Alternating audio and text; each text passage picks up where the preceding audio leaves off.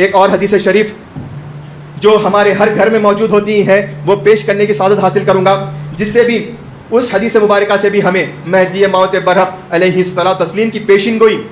آپ کا مقام و مرتبہ، آپ کی شان کتنی بلند ہے، اور آپ کا اس دنیا میں آنے کا مقصد اور منشا کیا ہے وہ بھی ظاہر ہو جائے گا۔ حضور اکرم نبی مکرم صلی اللہ تعالیٰ علیہ وسلم ارشاد فرماتے ہیں کہ کیف تہلک امتی، میری امت کیسے ہلاک ہو سکتی ہے، انا فی اولیہا، میں اس امت کے شروع میں ہوں، آغاز میں ہوں، بگننگ میں ہوں، وعیسی ابن مریم فی وسط فی آخریہا، اور عیسیٰ ابن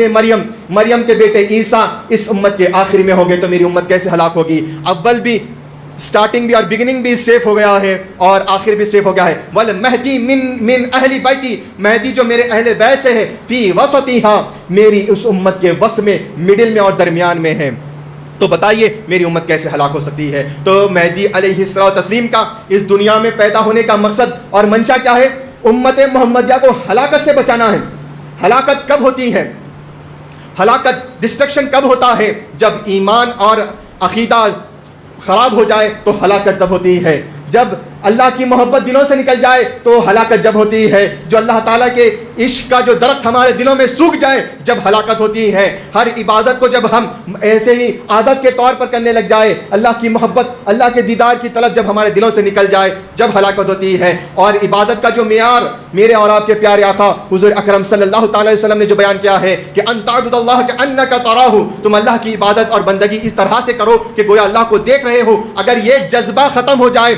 یہ کوالٹی ہمارے اندر سے ختم ہو جائے تو یہ ہلاکت ہے۔ اور مہدی آئیں گے تو مہدی کی تعلیمات بصیرت، مہدی کی تعلیمات احسان کے ذریعے جو عشق الہی کا درخت سوکھ گیا تھا وہ ہرا بھرا ہو جائے گا، ایسا ہرا بھرا ہو جائے گا کہ جب صرف مہدی علیہ الصلوۃ والتسلیم کے زبان اقدس سے نکلا کہ ہاں بی بی میں ہی خاتم ولایت محمدیہ ہوں، اللہ تعالیٰ کی طرف سے مجھے حکم ہو رہا ہے، تو حجرے کے باہر سیدنا ثانی مہدی رضی اللہ تعالیٰ عنہ کا بال بال لا الہ الا اللہ ہو جاتا ہے، صرف سننے سے ہی بال بال لا الہ الا اللہ ہو جاتا ہے۔ جب بندگی میں شیخ المیر صدیق ولایت رضی اللہ تعالیٰ عنہ کی ایک نزل ملتی ہے، صرف نظر کا کمال یہ ہے کہ بندگی میں ارشاد فرماتے ہیں کہ پھوٹ جائے بندے کی آنکھ اگر درمیان مہدی کو دیکھا ہے، کہ مہدی سے ملاقات ہوتے ہی پردے پورے گر جاتے ہیں، اللہ کا دیدار ہو جاتا ہے۔ اور جو عبادت کا اور بندگی کا جو اعلیٰ معیار ہے کہ ان تعبد اللہ کأنک تراہ، تم اللہ کی عبادت اور بندگی ایسا کرو کہ اللہ کو دیکھ رہے ہو، اس پہ حامل ہو جاتے ہیں اور اللہ کی بندگی کرنے لگ جاتے ہیں۔ عزیزان محترم، مہدی موت برحق علیہ الصلوۃ والتسلیم ہمیشہ ہلاکت سے بچانے کی تعلیم دی ہے، ہمیشہ بتلا دیا ہے کہ اگر ہلاکت سے بچنا چاہتے ہو تو دنیا کی محبت کو ترک کرو، دنیا کے مال و متاع کی محبت کو ترک کرو۔ میں یہ سوال کرنا چاہتا ہوں، میں پوچھنا چاہتا ہوں، بتائیے کہ ترک دنیا سے بڑھ کر کوئی دنیا سے بچانے والی تعلیمات ہو سکتی ہے کیا؟ ذکر دوام سے بڑھ کر کوئی تعلیمات ہو سکتی ہے جو ہلاکت سے بچائے؟